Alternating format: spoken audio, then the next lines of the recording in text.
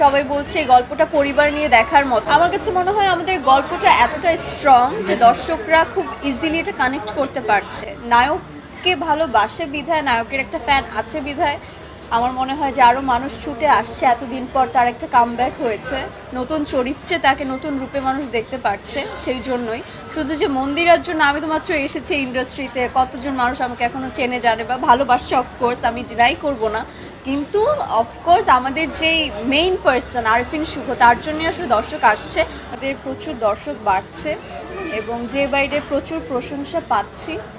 এটা আসলে আনএক্সপেক্টেড ছিল, কারণ আমরা জানি না, আমি খুব টেনশনে ছিলাম। এটা আমার সেকেন্ড ফিল্ম এবং দর্শক কতটা আমাকে পছন্দ করবে, গল্পটা কতটা পছন্দ করবে, কিভাবে নেবে, এতগুলো ফিল্ম একসাথে আসছে এই ঈদে।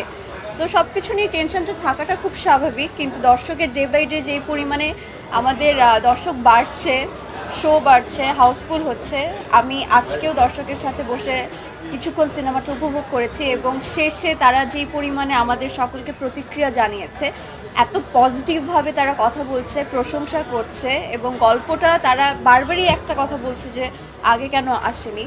তো আজকে সপ্তম দিনেও যেই পরিমাণে রাশ যাচ্ছে এবং সব কিছু মিলে আসলে আমি প্রত্যেকটা দর্শকের কাছে চিরকৃতজ্ঞ, তারা আমাদেরকে এত সুন্দরভাবে সাপোর্ট করছে, নীল চক্রকে ভালোবাসছে।